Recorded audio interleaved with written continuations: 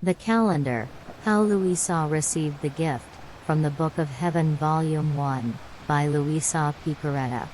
Part 7. Do not be affected any more by the insults you receive from your family, after you have seen me suffer so much. Rather, take to heart only my honor, the offenses that they give me continuously, the loss of so many souls. Oh please, do not leave me alone in the midst of so many pains that torture my heart. All that you are suffering now is little compared to the pains you will suffer. Have I not always told you that what I want from you is the imitation of my life? Take a look at how dissimilar you are from me. Therefore, pluck up courage and do not fear. After this, I returned into myself, and then I realized that I was surrounded by my family. They were crying and were all troubled, and they were so concerned that that state might occur again and, especially, that I might die, that they brought me back to Corrado as quickly as they could, so that I might be observed by doctors. I don't know why, but I felt such pain at the thought that I was to be visited by doctors, that many times I cried and lamented to the Lord, saying to him, "How many times, O Lord, I begged you to let me suffer hiddenly." This was my only and sole contentment, and now I am deprived also of this. Oh please, tell me, how shall I endure this? You alone can help me and relieve me from my affliction. Don't you see how many things they say? One thinks in one way, one in another, one wants to apply one remedy on me, one, another. They are all eyes over me, in such a way that they give me no more peace. Oh please, help me in so many pains, for I feel life failing me. And the Lord, benignly, added, do not want to afflict yourself because of this. What I want from you is that you abandon yourself in my arms as if you were dead. As long as you keep your eyes open to look at what I am doing, and at what the creatures do and say, I cannot operate freely upon you. Don't you want to trust me? Don't you know how much I love you? And that everything I allow, either through creatures, or from demons, or directly from me, is truly for your good and serves for nothing but to lead the soul to that state for which I have chosen her? Therefore I want you to remain in my arms with your eyes closed, without looking at and investigating this or that, trusting me completely, and letting me operate freely. If then you want to do the opposite, you will lose much time, and you will come to oppose what I want to do with you. As for creatures, use profound silence, be benign and submissive with everyone, let your life, your breathing, your thoughts and affections be continuous acts of reparations to placate my justice, offering me, along with them, the bothers from creatures, which will not be few. After this, I did as much as I could to resign myself to the will of God, although many times I was put in such constraints by the creatures, that at times I would do nothing but cry. The time also came to have me visited by a doctor, and he judged that it was nothing other than a nervous phenomenon, so he prescribed medicines, distractions, strolls, cold baths.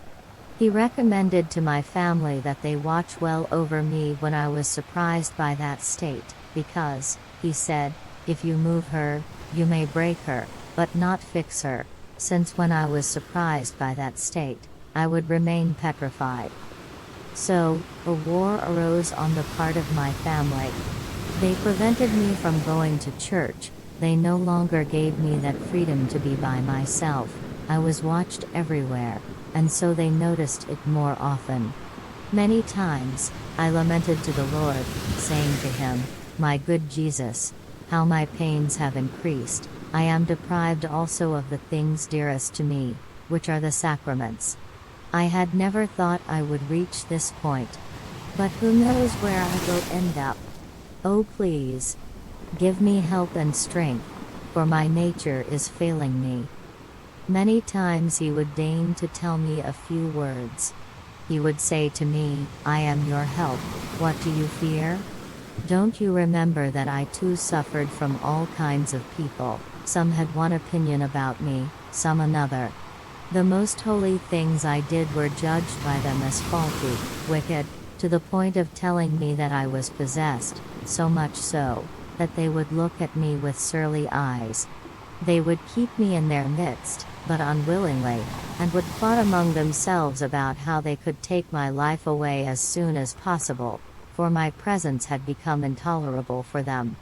So, don't you want me to make you similar to me, by making you suffer from creatures?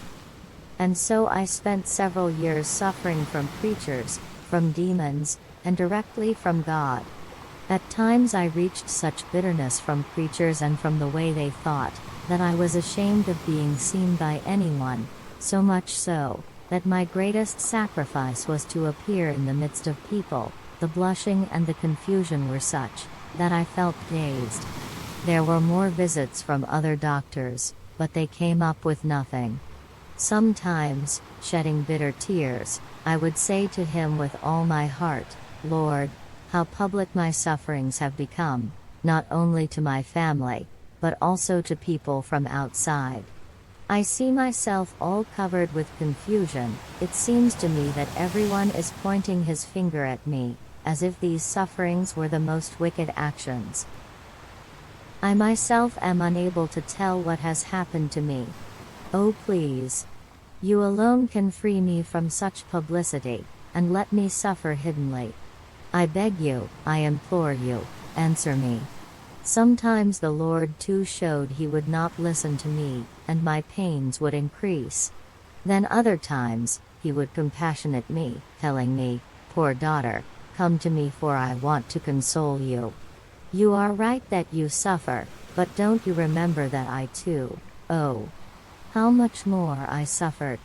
Up to a certain point, my pains remained hidden, but when the will of the Father came for me to suffer in public, promptly I went out to meet confusions, opprobrium, scorns, to the point of being stripped naked in the midst of a most numerous people.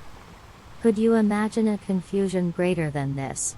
My nature felt these kinds of sufferings greatly, but I had my gaze fixed on the will of the Father, and I offered those pains in reparation for many who commit the most wicked actions publicly, with open eyes, boasting about them without the slightest blush, saying to him, Father, accept my confusions and opprobrium in reparation for many who have the insolence to offend you so freely, without the slightest sorrow. Forgive them, give them lights, that they may see the ugliness of sin and convert. I want that you too share in these kinds of sufferings. Don't you know that the most beautiful presents I can give to the souls I love are crosses and pains? You are still a little girl in the way of the cross, therefore you feel too weak. Once you have grown up and have known how precious suffering is, then you will feel stronger. Therefore, lean on me, rest, for in this way you will acquire strength. After I spent some time in this state mentioned above, about 6 or 7 months, the sufferings increased even more, to the point that I was forced to stay in bed. Often that state of losing consciousness multiplied, to the point that I would almost not have 1 hour free. I reduced myself to a state of extreme weakness, my mouth clenched in such a way that I could not open it at all, and in the few free moments I would have, I was able to take just a few drops of some drink, if I managed at all. And then I was forced to bring it up, because of the continuous vomiting which I have always had. After I remained about 18 days in this continuous state, they called the confessor, so that I could confess. When the confessor came, he found me in that state of dozing. When I came round, he asked me what was wrong with me. Keeping silent about all the rest, and since at that time the troubles of the demons and the visits of our Lord continued, I just said to him, Father, it's the devil. He said to me, do not be afraid, for it is not the devil, and if it is he, Father will free you. So, giving me the obedience and marking me with the sign of the cross, and helping me to loosen my arms, for I felt my whole body petrified as if it had become one single piece. He managed to restore the motion of my arms, and to make me open my mouth, which before had been unmovable to everything. I attributed this to the sanctity of my confessor, who was really a holy priest. I considered this almost a miracle, so much so, that I would say to myself, see, I was ready to die, because I really felt ill, and if that state had continued, I think I would have left life. However, I remember that I was resigned, and that when I saw myself free, I felt a certain regret for not having died. Then, after the confessor went away and I was free, I went back to the state of before. And so it happened that I spent sometimes a week, sometimes 15 days, and even months, being surprised by that state every now and then during the day. And I was able to free myself by myself. But when I was discovered, very often, as I said before, my family would call the confessor, more so, since they had seen that the first time I had been freed, while everyone believed that I would never again recover from that state. But then I went down to church and I returned to that state again, and so they would call the confessor, and then I would be freed. However, I could never have imagined that it would take the priest to free me from such a state, or that my trouble was an extraordinary thing. It is true that when I would lose consciousness I could see Jesus Christ, but I attributed this to the goodness of our Lord, saying to myself, see how good the Lord is with me, that He comes to give me strength in this state of sufferings, otherwise, how could I sustain it? He would give me the strength.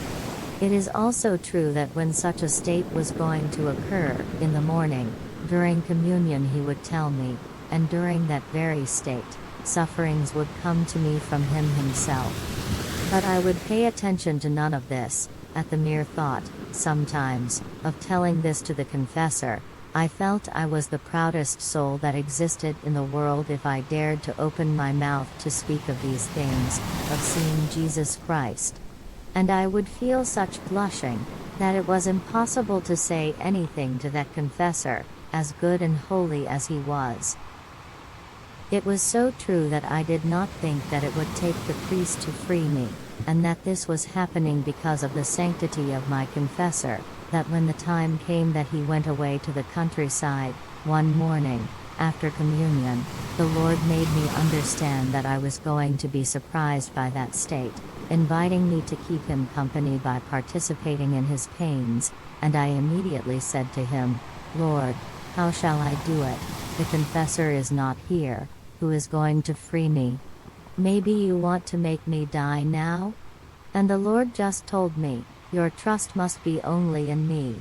Be resigned, because resignation renders the soul radiant, and it keeps all other passions in their place, in such a way that, attracted by those rays of light, I go into that soul and I transform her completely within me, and I make her live, from my own life. I resigned myself to His holy will. I offered that communion as the last one of my life, and I gave the last goodbye to Jesus in the sacrament.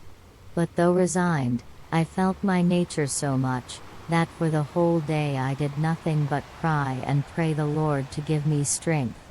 In truth, that situation turned out to be so very bitter to me, and without thinking or knowing anything, I found myself with a new and heavy cross, such that I believe it has been the heaviest I have had in my life.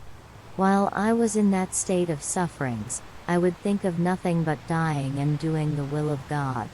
As for my family, which also suffered in seeing me in that state, they tried to call some priests, but for one reason or another, they did not want to come. After 10 days the confessor came who used to confess me when I was little, and it happened that he too was able to make me come round from that state. Then I realized the net in which the Lord had wrapped me,